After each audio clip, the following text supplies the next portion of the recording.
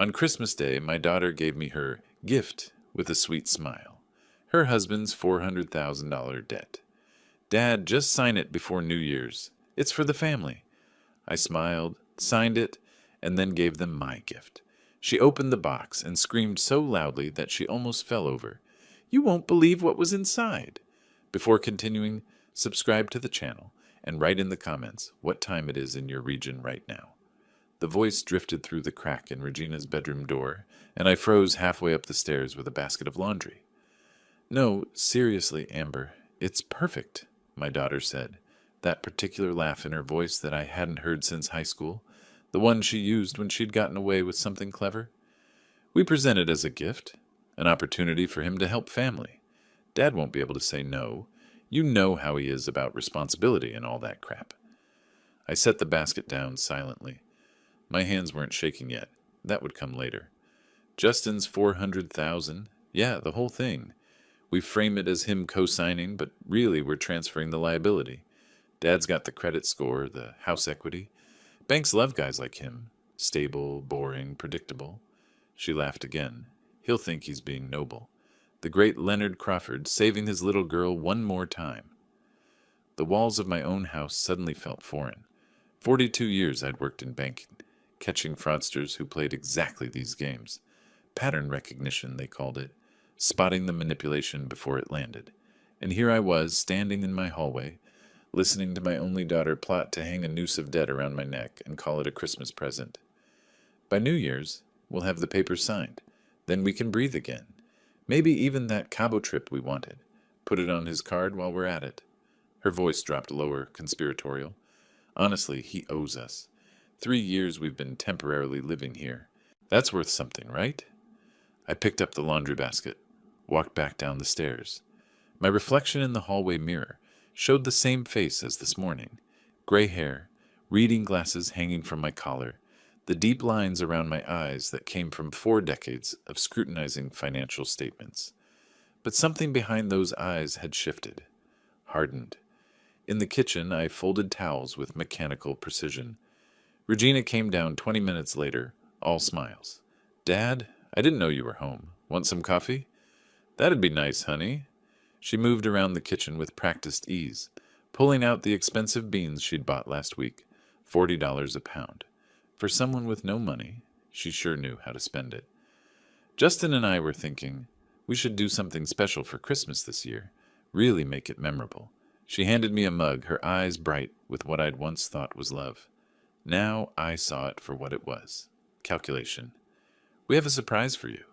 A surprise? How thoughtful. She didn't catch the flatness in my tone. Why would she?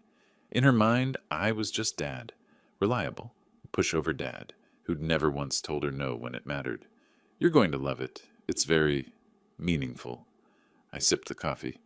It was excellent, of course. Everything about their lifestyle was excellent. The question was, who was really paying for it? That evening I sat in my study, the one room in the house they rarely entered, probably because it lacked anything worth photographing for Instagram, and pulled out the albums. Regina at 8, gap-toothed and laughing at her birthday party, a week after her mother's funeral. Regina at 13, rolling her eyes at my jokes, but unable to hide her smile. Regina at 22, graduating college, hugging me so tight I could barely breathe. When had that girl disappeared? Or had she ever existed at all? My computer screen glowed in the darkness. 42 years as a bank auditor had taught me many things, but the most important was this. Follow the money. Always follow the money. Because money doesn't lie, even when people do. I opened a spreadsheet, started listing what I knew, what I'd observed but ignored because I'd wanted to believe in the daughter I'd raised alone. The new BMW Regina drove, $60,000 at least, the designer handbags that appeared monthly, Justin's vintage watch collection lining the dresser in the guest room they'd colonized, dinner receipts I'd glimpsed in the trash, $100 sushi, $200 steakhouses, all while claiming they were struggling, between opportunities, just needing a little more time. 3 years of little more time. $400,000 in debt, and they wanted me to carry it. Gift wrapped, like I should be grateful for the opportunity to ruin my retirement. The funny thing about being an auditor is that you develop a sixth sense. Numbers tell stories, and right now the numbers were screaming. Justin claimed his startup had failed, but failed startups don't fund BMW leases. Bankruptcy doesn't buy Tiffany bracelets or season tickets to the Bulls. My fingers flew across the keyboard. Account access logs. I'd set up the home network. I had every password. Financial statements they'd carelessly left in the printer. Credit card bills in the recycling bin. I'd ignored them before because I'd trusted my daughter. Trust. What a quaint concept. By midnight, I had enough to confirm what my gut had been whispering for months. Something was deeply, deliberately wrong with their financial picture. The debt was real enough. I found references to it in Justin's email, panicked exchanges with someone named Marcus about extending the timeline and alternative arrangements. But the poverty was performance art. I leaned back in my chair, studying the photo on my desk. Regina, 5 years old, dressed as a princess for Halloween. I'd made that costume by hand, sitting up until 3 a.m., with a sewing machine I barely knew how to use, because store-bought wasn't good enough for my little girl. She'd hugged me that morning and said, "You're the best daddy in the whole world." The little girl in that photo wouldn't recognize the woman upstairs, plotting to financially ruin her father over coffee and conspiracy. But I recognized something else in that photo now. I recognized myself, the man I'd been, the man who devoted everything to raising her right, teaching her values, showing her what integrity meant. Time to remember who Leonard Crawford actually was. Not just a father, not just a retired banker, a professional fraud investigator who'd built a career on catching people who thought they were smarter than the system. If Regina and Justin wanted to play financial games with me, I'd be happy to teach them how professionals play. Sleep didn't come that night. Instead, memories did, uninvited and relentless. I remembered the hospital 30 years ago, the doctor's hand on my shoulder, his voice gentle as he destroyed my world. "I'm sorry, Mr. Crawford. We did everything we could." Regina was 8 years old, sitting in the waiting room with a coloring book, unaware that her mother was gone, unaware that our family had just fractured into something fragile and incomplete. I remembered walking into that waiting room, kneeling in front of my daughter, watching her face crumble as she understood what the tears in my eyes meant.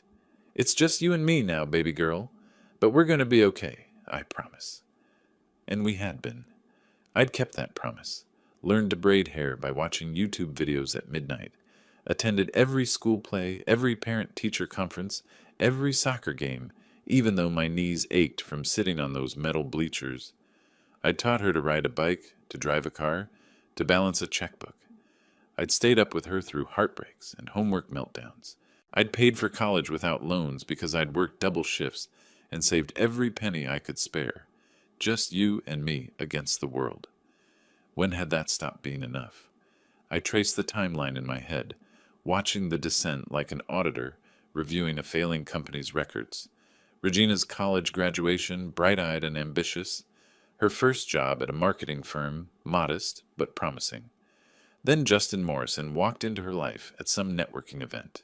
Tall, confident, full of big ideas and bigger promises. Entrepreneur, he called himself. I called him something else, but I'd kept it to myself because Regina glowed when she talked about him. The wedding was small. Justin's idea. Intimate, he said.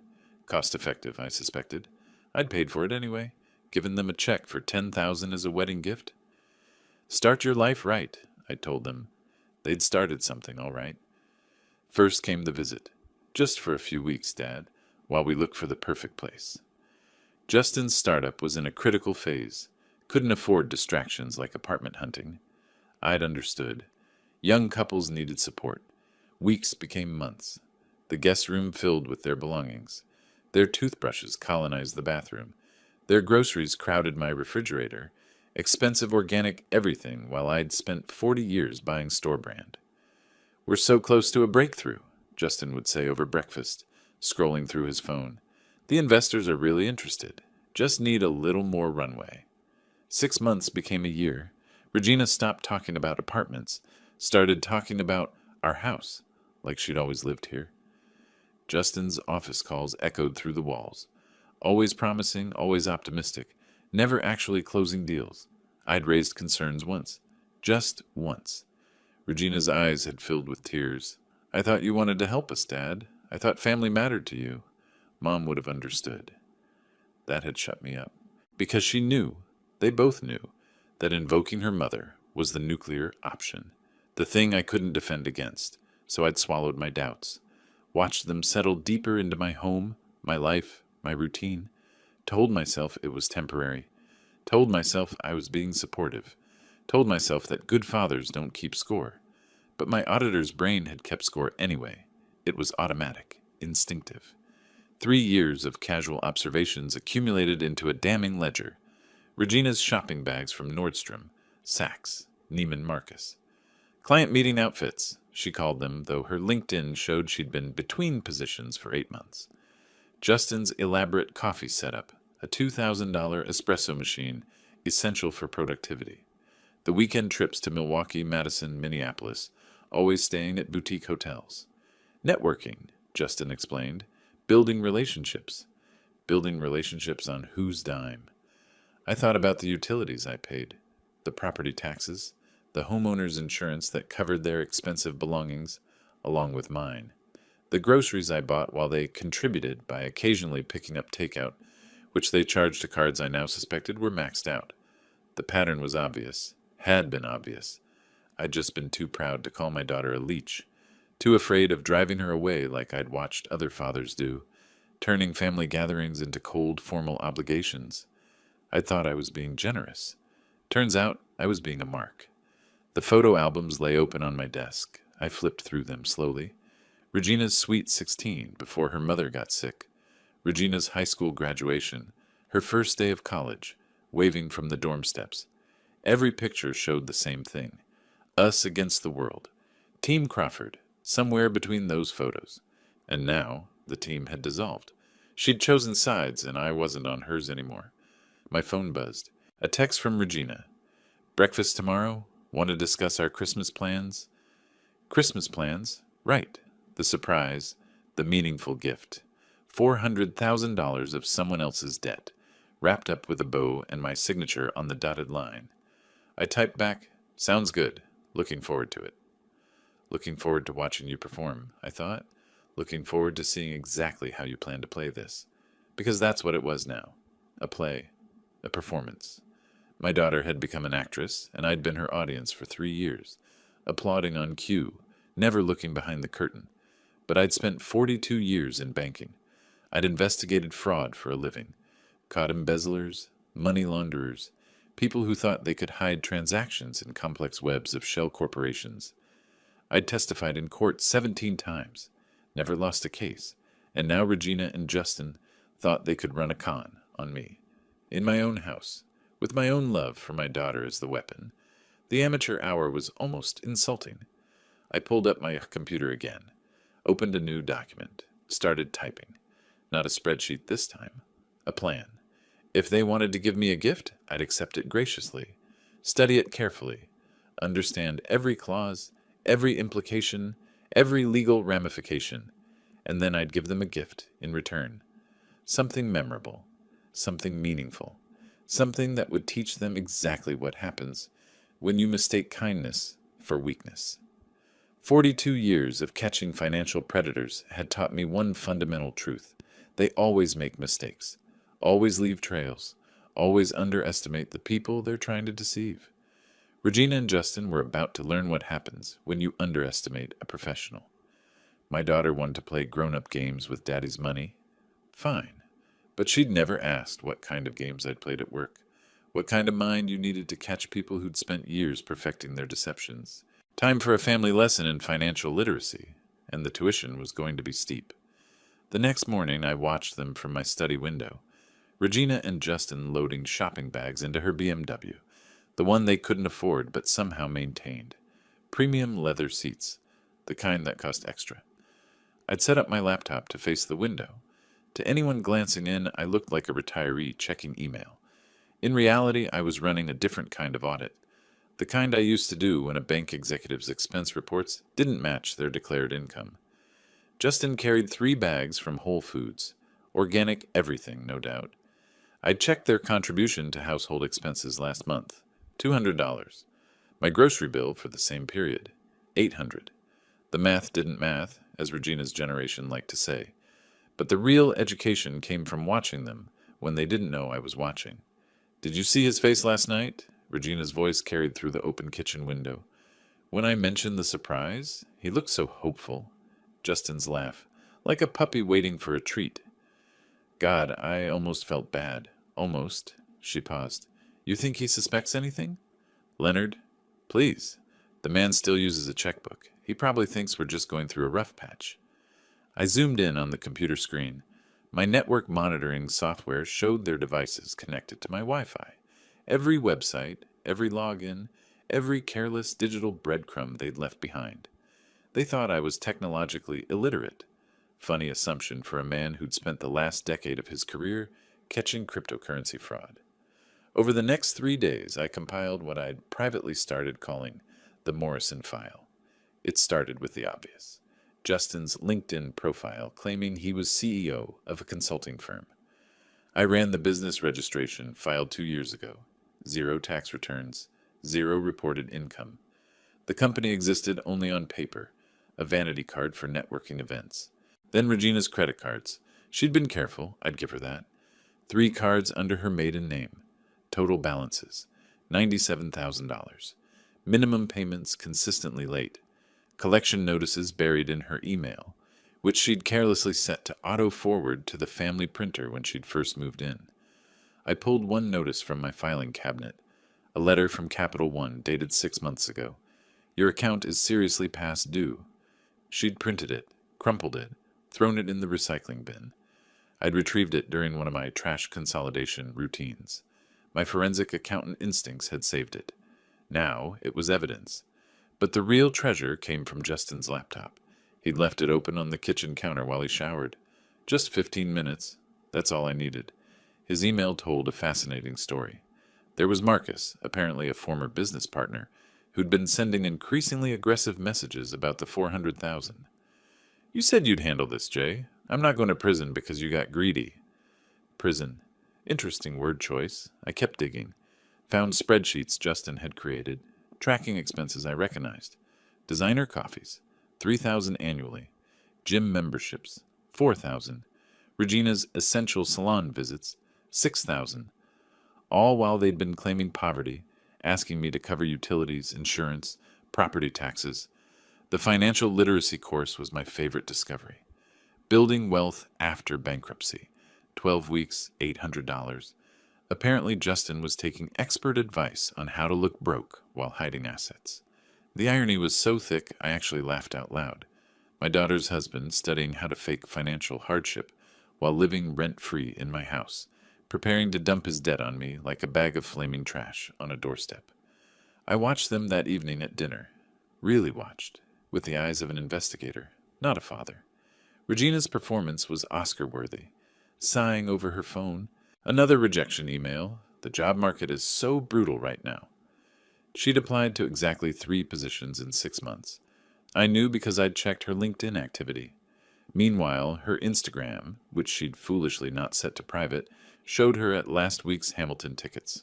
Orchestra seats, $300 each. We're trying so hard, Justin added, pushing food around his plate. But every time we get ahead, something knocks us back. Something being their unwillingness to live within their means. But I nodded sympathetically, played my part. I'm sure something will break your way soon, I said. Actually, Dad, we wanted to talk to you about that. Regina reached across the table, touching my hand. We've been thinking about Christmas. The surprise you mentioned? Exactly. We've been planning something that could really help all of us. A family investment, sort of. Family investment. Creative phrasing for, we're about to screw you. Sounds intriguing, I said, keeping my voice neutral. After they went upstairs, I returned to my study, pulled up the file I'd been building, $650,000 in total debt between them. That's what I'd uncovered so far. Justin's $400,000 was just the headline act. Regina's credit cards, Justin's personal loans, a car lease he'd defaulted on, 2 maxed out lines of credit. They weren't drowning. They were already underwater, frantically waving at me from the bottom of the pool, expecting me to jump in and drown with them. But here's what they'd missed in their careful calculations. I wasn't the soft touch they'd imagined.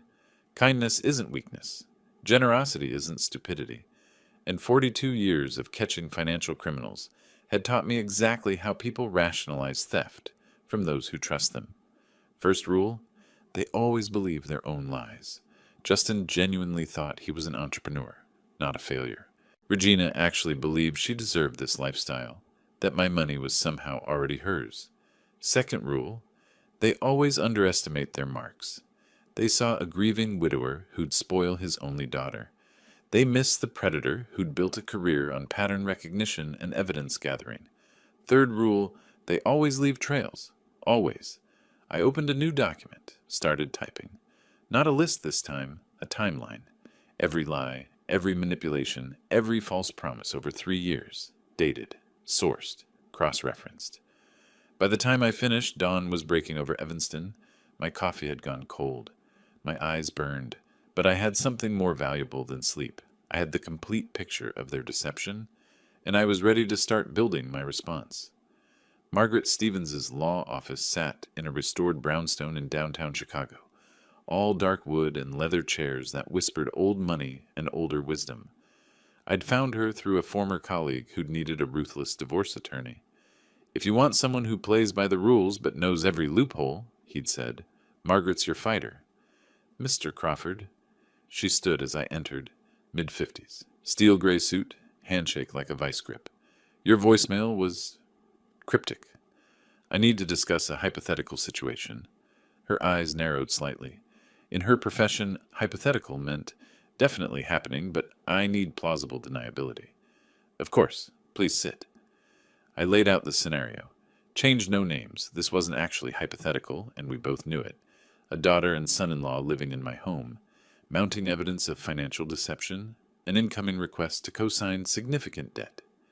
Margaret listened without interrupting, taking occasional notes in precise handwriting. When I finished, she was quiet for a moment. "How old are you, Mr. Crawford?" 67. "Then you need to know something. Illinois has strong laws regarding financial exploitation of elderly individuals. Anyone over 60 can claim protection under the Elder Abuse and Neglect Act. What you're describing, manipulation to assume debt under false pretenses, that's not just morally wrong, it's potentially criminal."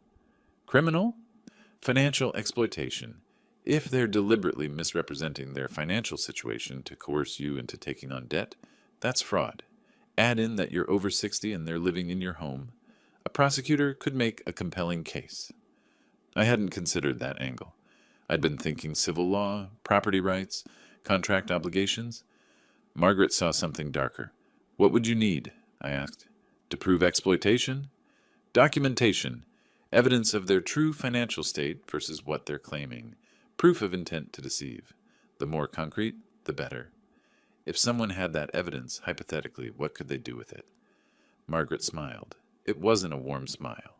It was the smile of someone who'd seen people try to play games with other people's lives and had learned to enjoy watching justice unfold. Hypothetically, they could protect themselves legally, change estate documents, establish eviction proceedings if necessary. And if they wanted to be really thorough, they could report suspected fraud to appropriate authorities. The IRS, for instance, takes a very dim view of hidden assets during debt negotiations. We talked for another hour. By the time I left, I had a roadmap, not just for protecting myself, for ensuring that Regina and Justin faced actual consequences for their choices. 3 days later, I met Darlene Parker at a coffee shop in Lincoln Park. My contact at the bank had recommended her. "Best financial investigator I know. If there's money hidden, she'll find it." Darlene was younger than I expected, early 40s, dressed like she was heading to a CrossFit class, laptop bag covered in travel stickers. She ordered an espresso that could have stripped paint. "Your son-in-law sounds like a piece of work," she said after I'd outlined the situation. "Not my son-in-law. My daughter's problem." She grinned. "I like you already." "Okay, here's what I can do. 3 days, full financial workup. I'll need names, dates of birth, social security numbers if you have them. Would it be legal for me to provide that information?" "You're the homeowner. They're living in your house. You have legitimate concern about their financial stability affecting your property. Plus, Illinois is funny about elder financial exploitation. People in your age bracket get certain protections. She sipped her espresso. I'm not saying you should provide the information. I'm saying if you did, I'd know how to use it legally. I slid a folder across the table. Everything she needed, neatly typed. Darlene worked fast. 2 days later, my phone rang. Mr. Crawford, I need you to sit down for this. I was already in my study. Door locked. Go ahead. Your son-in-law is hiding about $165,000 in accessible assets. $50,000 in a startup, his buddy Marcus's crypto venture. $35,000 in an offshore account, probably set up when he thought he was going to be the next tech billionaire. And here's the interesting part.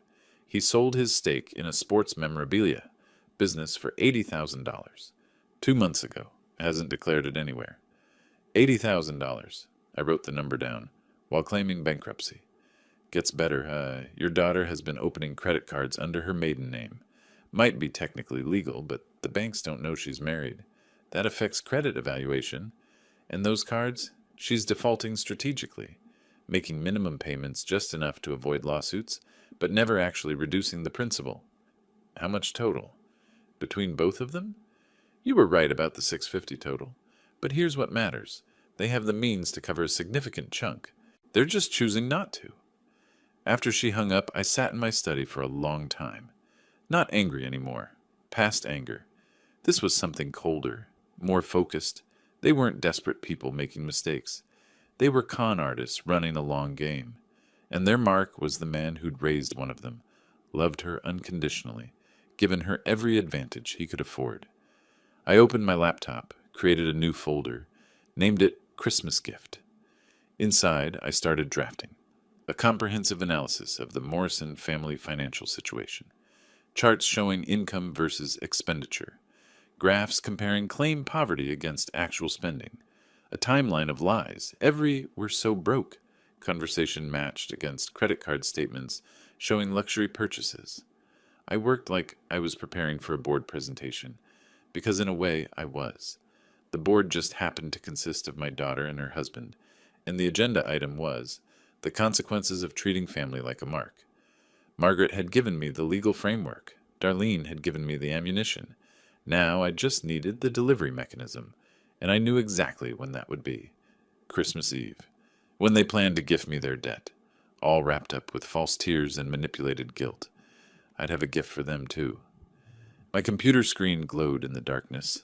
I pulled up one more file, the recording I'd made of Regina's phone conversation, the one where she'd called me predictable, where Justin had laughed about me being naive. I listened to it again, not because it hurt anymore, because it clarified things. She'd made her choice, chosen a man who saw her father as a resource to exploit, chosen wealth over integrity, chosen comfortable lies over difficult truths. Fine. Every choice has consequences. Mine was about to have Christmas wrapping. Darlene's final report arrived on December 16th. 47 pages of meticulously documented financial fraud. I read it twice, making notes in the margins like I was reviewing a loan application, which in a way I was. Except this time, the answer was going to be a very satisfying denied. I called Ted Wilson that afternoon. We'd worked together at the bank for 15 years before he'd retired to open his notary practice. If anyone could make documents bulletproof, it was Ted. "Leonard Crawford," he said when he picked up, warmth in his voice. "Haven't heard from you in months. How's retirement treating you?" "Complicated. Ted, I need your help with something sensitive." "Sensitive how?" "Family matter, legal documents. Everything needs to be airtight." There was a pause. Ted had been around long enough to read between lines. "Your daughter?" "Her and her husband. Can we meet?" We met at his office the next day. I brought everything. Darlene's report, Margaret's legal outlines, my own compiled evidence, spread it across his conference table like a prosecution laying out a case. Ted whistled low. "They really thought they could run this on you? They think I'm a soft touch. Grieving widower, doting father, all that. Are you?" He looked at me over his reading glasses. "A soft touch?" I thought about Regina at 8 years old, crying in my arms after her mother's funeral. Thought about her at 18, hugging me at graduation. Then I thought about her laughing on the phone with Amber, calling me predictable. Not anymore. Ted nodded slowly. "What do you need?" Everything Margaret outlined. Eviction notice, power of attorney revocations, will amendments. And I want one more thing. I slid a handwritten outline across the table. A formal financial audit. Professional format, notarized. The kind banks use when investigating fraud. The Morrison family financial analysis. Complete with charts, graphs, projections of their debt-to-income ratio, comparison of claimed versus actual spending. I want it to look like what it is, an official investigation. Ted grinned. It was the same grin he'd worn when we'd caught that VP embezzling back in 2008. You want to bury them in their own paperwork? I want them to see exactly how I see them, through the lens of 42 years of professional skepticism. It took 3 days. Margaret prepared the legal documents with surgical precision. Ted notarized everything, his stamp, making each page official and irreversible. I compiled the financial analysis myself, working late into each night, finding a strange satisfaction in the methodical destruction of their facade. The graphs were particularly damning. One showed their claimed income versus actual expenditures over 3 years. The gap was a canyon. Another tracked Regina's Instagram posts, geotagged at expensive restaurants, luxury stores, spa retreats, against her stated unemployment. A third compared Justin's LinkedIn claims of business success against his actual reported income. 0. I added footnotes. Professional, clinical, devastating. Under a photo of Regina's new designer handbag. Estimated retail value, $2,400. Date of purchase, November 15th, 2024. 2 weeks after claiming we can barely afford groceries. Dark humor? Maybe. But after 3 years of being played for a fool, I'd earned some satisfaction. On December 20th, I bought a gift box. Nothing cheap. Elegant red cardboard with gold trim. The kind you'd put an expensive present in. Found it at a specialty shop downtown. The woman behind the counter smiled. Someone special? Very special, I said. At home, I arranged everything carefully. Darlene's report on the bottom. Substantial and official. Margaret's legal documents next, each with bright yellow tabs marking where signatures would be required, if they were getting signatures, which they weren't. The eviction notice. The power of attorney revocations. The will amendment, establishing a charitable trust that would benefit everyone except my daughter unless she could prove 5 years of financial responsibility. On top, I placed the Morrison family financial analysis, my masterpiece. 47 pages of their lies, cross-referenced and annotated. The cover page looked like something from a Fortune 500 boardroom. Comprehensive financial investigation, Morrison Family Unit, prepared by Leonard Crawford, Senior Bank Auditor, retired, December 2024. And then, because I couldn't help myself, I added the finishing touches. A toy calculator from the dollar store. Bright plastic, the kind you'd give a child learning arithmetic. And a book I'd found at a used bookstore. My First Million Teaching Kids About Money, published in 1997, with cartoon illustrations of smiling piggy banks. I tucked them on top, wrapped the whole thing in tissue paper, tied it with a red silk ribbon. Regina and Justin's gift to me was going to be $400,000 of debt disguised as family obligation. My gift to them was going to be the truth, wrapped in irony and sealed with legal consequences. I stored the box in my study closet, behind old tax returns where neither of them would think to look. Every time I passed that closet over the next 3 days, I felt a small smile. Not satisfaction yet. That would come later. This was anticipation. The feeling a chess player gets when they see checkmate forming, 3 moves ahead. They thought they knew how this game ended. They thought they'd written the script. Desperate daughter, loving father, inevitable rescue. But they'd forgotten something crucial. They'd forgotten that I'd spent 4 decades studying how people tried to cheat systems, how they rationalized theft, how they always underestimated the person they were trying to con. December 23rd arrived cold and clear. Christmas music played on the radio. The house smelled like Regina's expensive pumpkin candles, purchased no doubt with credit she had no intention of paying back. I went to my study one last time before dinner, looked at the photos on my desk. Regina through the years, smiling at the camera, trusting that her father would always be there to catch her. I'd always believed I was raising her to be independent, strong, capable of standing on her own. Turned out I'd accidentally raised someone who thought standing on someone else was easier. Time to correct that lesson. I picked up the gift box, felt its satisfying weight, carried it downstairs and tucked it under the Christmas tree, hidden behind the larger presents they'd arranged, probably empty boxes for show. Tonight, they were going to ask me to shoulder their burden, and I was going to give them mine. The dinner table looked like something from a magazine spread. Regina had outdone herself. Candles, cloth napkins, the good china we usually only used for Thanksgiving. Festive and warm and completely artificial, like a stage set for a play about happy families. Justin carved the roast, I'd paid for that too, I noted, with theatrical precision. "This is nice," he said, smiling at Regina. "Having a real family dinner. Feels like the old days." "What old days? The ones where they moved in temporarily and never left?" But I kept my face neutral, playing my part. "It's lovely," I agreed. "Regina, you've really made everything special." She beamed, reached across to squeeze my hand. "You deserve it, Dad. After everything you've done for us." The irony was so thick I could taste it. Everything I'd done for them included providing free housing, paying utilities, covering property taxes, buying groceries they supplemented with luxury items charged to hidden credit cards. But sure, I deserved a nice dinner. We made it through the meal with pleasant small talk, weather, sports, carefully avoiding any mention of jobs, money, or the future. I watched them exchange glances, little nods of coordination. They'd rehearsed this, probably spent hours planning the perfect approach. Finally, as Regina served coffee, expensive beans naturally, Justin cleared his throat. "Leonard, Regina and I wanted to talk to you about something important." "Here we go."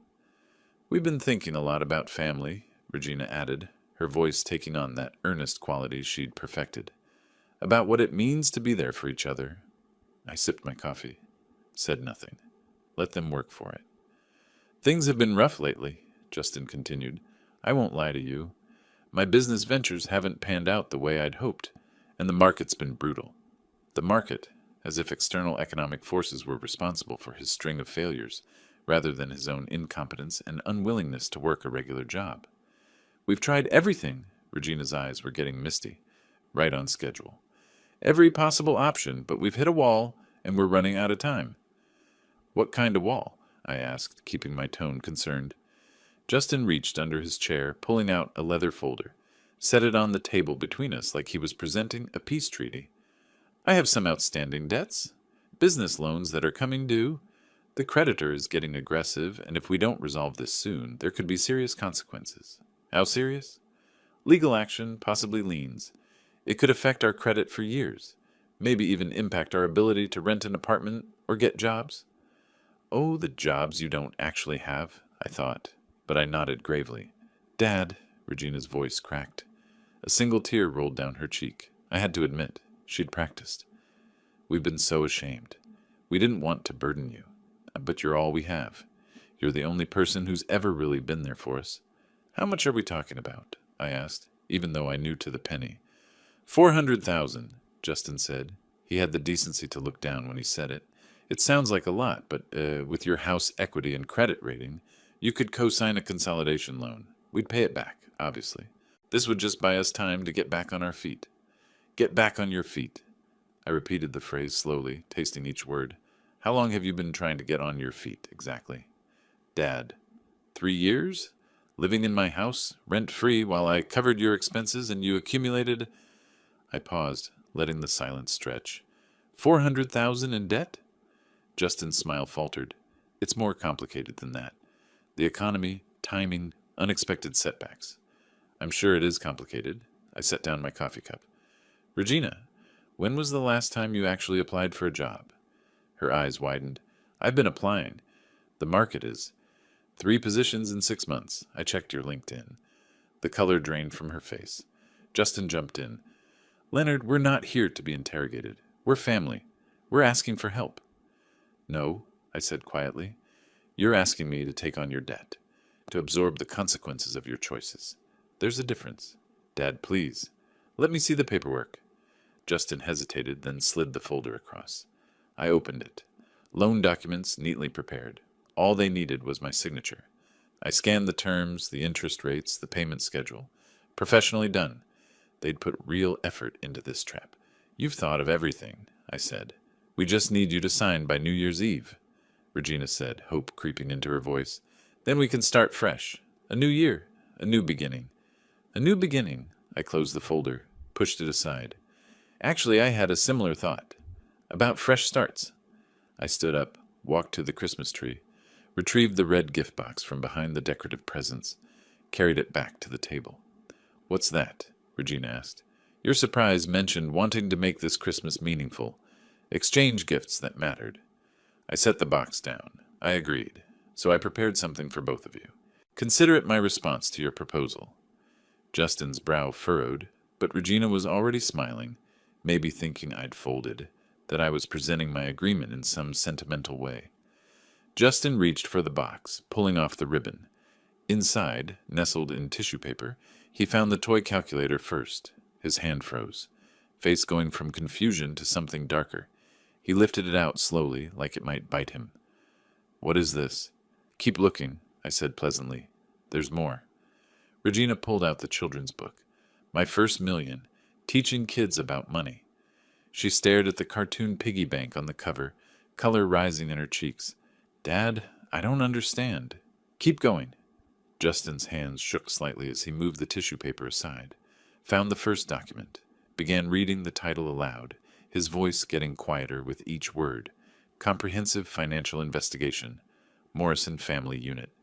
The room went silent except for the Christmas music still playing softly from the living room, some choir singing about peace on earth. Regina grabbed the document, scanning the first page. I watched her face cycle through emotions. Confusion, disbelief, recognition, horror. Her hands started trembling. You investigated us. Her voice came out small, broken. I audited you, I corrected. There's a difference. Investigation implies suspicion. Audit means I had evidence and wanted to verify its scope. Justin was flipping pages now, seeing his hidden assets laid out in neat columns. The offshore account, the startup stake, the undeclared business sale. His face had gone the color of day-old oatmeal. This is, he started, then stopped. Started again. You can't just... Page 15 is particularly interesting, I said conversationally. That's where I detail your claimed bankruptcy against your actual hidden assets. $165,000, give or take. Funny thing to forget about when you're asking your father-in-law to absorb $400,000 in debt. Regina was crying now. Real tears, not the performative ones from earlier. You spied on us, invaded our privacy. I lived in my own house and observed what you carelessly left visible. There's a legal distinction. I gestured to the box. But there's more. The really good stuff is underneath. Justin's hands were trembling now as he pulled out the next layer of documents. The eviction notice sat on top, official and irrevocable, with Margaret's firm's letterhead making it absolutely legal. Notice of termination of tenancy, he read aloud, his voice cracking. You're kicking us out. 90 days, as Illinois law requires. You have until March 24th, 2025 to vacate the premises.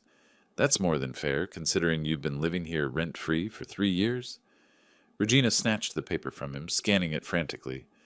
Dad, you can't do this. This is our home. My home, I corrected gently, which I've generously shared while you accumulated $650,000 in debt and hid $165,000 in assets. Keep reading. There's more. They dug deeper, found the power of attorney revocations. Regina had been able to access my medical records, make certain financial decisions in emergencies. Not anymore. Found the will amendment, establishing a charitable trust. Regina's face went white as she read the conditions. A trust? You're leaving everything to charity? Not quite. Read the fine print. You can access the trust after 5 years of documented financial responsibility, steady employment, debt repayment, no hidden accounts, full transparency. I leaned back in my chair. Basically, you have to become an actual adult. This is insane. Justin was on his feet now, pacing. You can't disinherit your own daughter because we hit a rough patch. Rough patch? I laughed, and it came out sharp and cold. A rough patch is losing a job. A rough patch is unexpected medical bills. What you two have been doing is systematic financial fraud while living in my house, eating my food, using my utilities, and planning to saddle me with $400,000 of your debt as a Christmas present. The room went silent except for the ticking of the grandfather clock in the corner. Regina's eyes were swimming with tears, real ones this time, not the calculated variety from earlier. When did you... December 10th, I said. I was bringing up laundry. Your bedroom door was cracked. I heard you on the phone with Amber laughing about the perfect plan, about how your predictable old dad would never say no, how I was basically a checkbook with sentimental weaknesses. Her face crumbled. I didn't mean... Yes, you did. I pulled out my phone, opened a file, turned the volume up. My voice came through the speaker, then Regina's, crystal clear. We present it as a gift, an opportunity for him to help family. Dad won't be able to say no. You know how he is about responsibility and all that crap. I let it play. Let them hear Justin's voice. He'll think he's being noble. The great Leonard Crawford saving his little girl one more time. And Regina again. Honestly, he owes us. 3 years we've been temporarily living here. That's worth something, right? I stopped the recording. Illinois is a one-party consent state for recordings in private residences. Everything I collected is perfectly legal. Want to hear more? I have 17 separate conversations documenting your plans. Justin sat down heavily, all the color gone from his face. You've been recording us for 2 weeks? 13 days, to be precise. Once I knew what you were planning, I made sure I had documentation. Old habit from the bank. Always get everything in writing. Or in this case, in audio. Regina was openly sobbing now. Daddy, please! I know we made mistakes, but... Mistakes? I opened the financial analysis, flipped to a specific page. This is a mistake. I pointed to a line item. 1 overdraft fee because you weren't paying attention.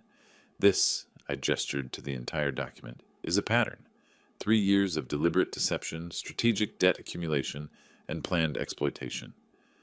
We were going to pay you back, Justin tried, but even he didn't sound convinced. With what money? Your hidden 165? The money you've been carefully concealing while crying poverty? I pulled out another section of Darlene's report. Your offshore account in the Caymans, $35,000. Your stake in Marcus's crypto startup, $50,000. The $80,000 you got from selling your share of Sports Vault collectibles 2 months ago. Where's that money, Justin? He couldn't answer, just stared at the papers like they might spontaneously combust and save him. You see, that's the thing about being a bank auditor for 42 years. You learn to spot patterns, hidden assets, strategic bankruptcy claims, attempts to manipulate family members into assuming debt. I've seen it all, investigated it all, testified about it in court 17 times. I met his eyes. I never lost a case. This isn't court, Regina whispered. Not yet, I agreed. But there's one more document in the box you haven't found yet. Bottom right corner. Justin's hand shook as he pulled it out. Notice of suspected financial fraud to the Internal Revenue Service, he read aloud. You reported us to the IRS? I reported unreported income, hidden assets, and potential tax evasion. They'll investigate. And if they find what Darlene found, and they will, they're very thorough, you'll face audits, penalties, possibly criminal charges. I paused. Though I suppose you could use that financial literacy course you've been taking. Building Wealth After Bankruptcy. Ironic title, given the circumstances. Regina looked up sharply. You knew about that too? I know everything. Every purchase, every lie, every calculated manipulation. That's what I've been doing for 13 days while you two rehearsed your Christmas sob story. I was building a case. I gestured to the box. And there it is. 47 pages of your choices. Consequences included. The grandfather clock chimed 9. Christmas music still played faintly from the living room. Silent night, holy night. All is calm, all is bright. Except nothing was calm in this dining room. Nothing was bright in their futures. Justin stood up, hands balled into fists. You can't do this. You're destroying your own daughter over money. No, I said quietly. You're destroying yourselves. I'm just documenting it and ensuring I don't go down with you. Regina looked at me, mascara running, voice broken. What happened to you? When did you become so cold? I thought about that, really considered it. December 10th, I said finally. The moment I heard my daughter laugh about manipulating me. The moment I realized you weren't asking for help. You were running a con. On your own father. In his own house. I stood up, began gathering the documents. I raised you better than this, Regina. Your mother would be ashamed. It was a low blow. I knew it. But it was also true. Get out, Regina said, voice venomous. If you hate us so much, get out. This is my house, I reminded her. But don't worry. You have 90 days to find accommodations. I suggest you use some of that hidden 165 to secure a deposit. I left them sitting there, surrounded by the ruins of their plan, holding their Christmas gift of consequences. In my study, I poured myself 2 fingers of scotch. My hands were steady. My conscience was clear. They'd wanted to give me their burden. I'd given them the truth. Fair trade. The next morning, Christmas Eve, I woke to raised voices downstairs. I took my time getting ready, brushing my teeth, making coffee. Let them stew. Let them plan. I'd already anticipated every move they might make. When I came down, they were waiting in the kitchen. Regina's eyes were red, but determined. Justin looked like he hadn't slept, jaw tight with suppressed rage. "We need to talk," Regina said. "All right." She took a breath, shifted tactics. This was the approach I'd expected first, emotional manipulation. "Dad, I know last night was a lot, but I need you to understand something. Everything we did, every choice we made, it wasn't about hurting you. We were desperate." "Desperate people don't buy $1,000 handbags. That was before. 2 weeks ago, Regina. Your Instagram shows it. Date stamp and everything." She flinched, regrouped. "Fine, we made mistakes. But you raised me, Dad. You know me. I'm not a bad person. Neither is Justin. We got in over our heads. And instead of coming to me honestly, you decided to trick me into co-signing debt while hiding assets. That's not desperation. That's fraud." "That's a harsh word," Justin interjected. He'd found his voice again, and it had an edge. "And it's one you might want to reconsider using." "Is that a threat?" "It's a reality check. You investigated us. Fine. But you did it by accessing our private computers, our emails, our accounts. Without permission. That's a legal search and seizure. We could sue you for invasion of privacy." I sipped my coffee. "You could try. Illinois law is pretty clear about homeowners' rights regarding devices connected to their network. You signed an acceptable use policy when you set up your laptops here 3 years ago. Remember? It was part of my insurance requirement. I hadn't required any such thing, but they'd been too careless to remember what they'd signed. Plus, anything left in common areas of the house is fair game. You left documents on the kitchen counter, in the printer, in the recycling bin." Justin's jaw worked. He wasn't used to people being more prepared than him. "Even if that's true," he pressed, "you can't just report us to the IRS based on speculation. That's harassment. Malicious prosecution." I reported suspected tax fraud based on documented evidence gathered by a licensed financial investigator. The IRS will make their own determination. If you've got nothing to hide, you've got nothing to worry about. I set down my coffee cup. "But we both know that's not the case." Regina tried again, voice cracking. "What about family, Dad? What about forgiveness? All those years you raised me? All those lessons about love and loyalty? Were they meaningless?" "Not meaningless. Just apparently wasted on you." It hurt to say, but it was true. I taught you about responsibility, integrity, earning what you have. You learned something else entirely." "From who?" She was getting angry now, defensive. "From you. You're the one who taught me that money solves everything. Every problem I had growing up, you threw money at it. Dance lessons, college, my wedding. I gave you opportunities," I corrected. "I never taught you to steal. And that's what you were trying to do. Steal my financial stability, my retirement security, my equity. You just wanted to call it helping families so you could sleep at night." Justin stood abruptly. "You know what? Fine. You want to play hardball? We'll get a lawyer. Challenge the eviction. Challenge the recording. Challenge everything. Good luck finding one who'll take your case when you can't pay the retainer." His face went red. "We'll figure it out. With your hidden assets, go ahead. Spend that 165 on legal fees. Watch how fast it disappears. And then the IRS will come asking where you got it. since you never declared it. I smiled. Either way, I win. The doorbell rang. Perfect timing. That'll be Margaret Stevens, I said. I asked her to drop by this morning. Thought you might try something like this. Margaret entered with her briefcase and professional composure. Good morning, everyone. Leonard mentioned you might have questions about the legal documents. How convenient, Justin sneered. You called your lawyer. I called my attorney, I corrected. There's a difference. Margaret, they're threatening to challenge the eviction and claim my investigation was illegal. Margaret set her briefcase down, pulled out a folder. Mr. Morrison, Mrs. Morrison, let me be very clear. Everything Leonard has done is entirely within Illinois law. The eviction notice provides 90 days, exceeding the minimum requirement. The financial investigation was conducted by a licensed professional, using publicly accessible records and information obtained legally within Leonard's home. The recordings were made in Leonard's private residence under one-party consent laws. What about elder exploitation? Regina jumped on that. We could claim he's being manipulated, that he's not thinking clearly. You could, Margaret agreed. But elder exploitation laws in Illinois are designed to protect seniors from financial abuse. Given the documentation Leonard has of your attempts to manipulate him into assuming significant debt while concealing assets, such a claim would backfire spectacularly. In fact, you'd be making the prosecutor's case for them. Justin and Regina exchanged glances.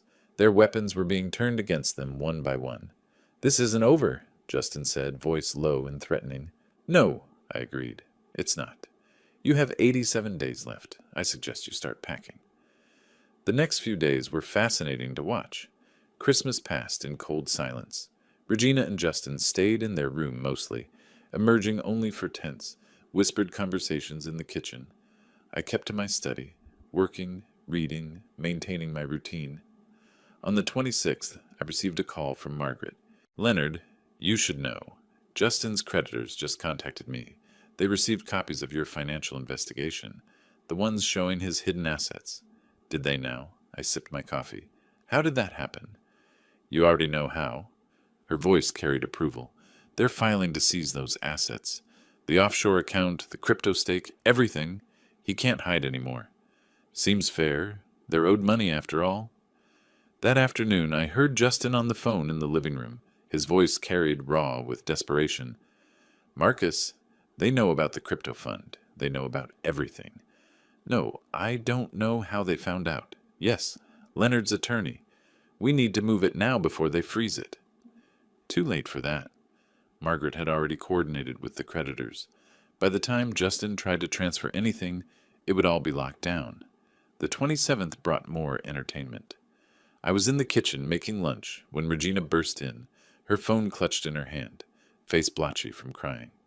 They closed my credit cards, all of them, and my bank is demanding full payment immediately. Which bank? Chase, Capital One, all of them. She shoved the phone at me. They're saying I committed fraud by not disclosing my marital status. But I didn't. I used my maiden name. That's legal. It's legal to use your maiden name, I agreed. It's not legal to deliberately conceal your marital status, to manipulate credit evaluations, especially when your husband has $650,000 in debt. Banks consider that material information. You told them. It wasn't a question. You called my banks and told them. Margaret's office sent formal notifications, yes. As part of documenting your financial situation, banks have a right to know if their risk assessment was based on incomplete information. This is insane. She was shaking now, phone still thrust at me like a weapon. You're destroying us. Actually destroying us. Over money. Over $400,000 that you could easily afford. $650,000, I corrected. And it's not about the money, Regina. It's about you trying to rob me. Your own father. The man who raised you, who sacrificed for you, who loved you unconditionally. I set down my sandwich. You didn't ask for help. You plotted to trap me. There's a difference. Justin appeared in the doorway. We need to talk. All of us. Now. We're talking. No. His face was haggard, desperate. We need to negotiate. There has to be a way out of this. You can't destroy your own family like this. I'm not destroying anything. I'm removing myself from your destruction. There's a difference. But I followed them to the living room. We sat, them on the couch, me in my chair. The same furniture where we'd shared 3 years of meals, conversations, the performance of family. Now it felt like a courtroom. We'll leave, Justin said, voluntarily, before the 90 days. We'll go next week. Just call off the dogs.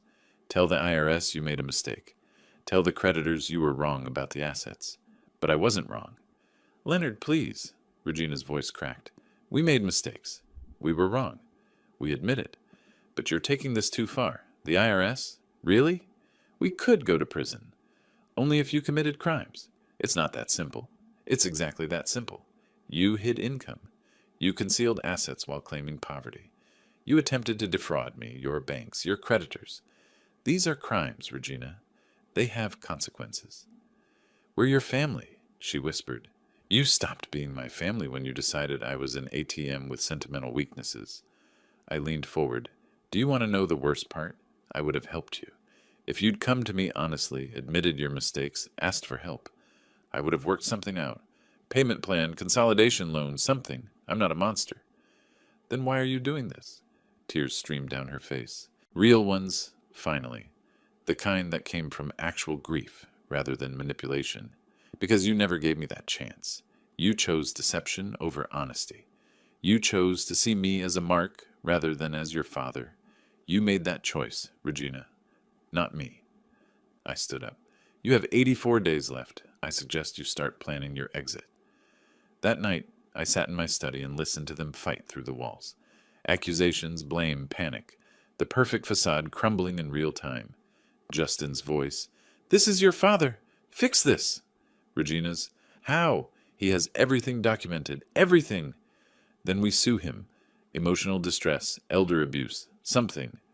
With what money? And Margaret already said that would backfire. Silence. Then breaking glass. Something thrown against a wall. I poured another scotch. Watched the Chicago skyline through my window.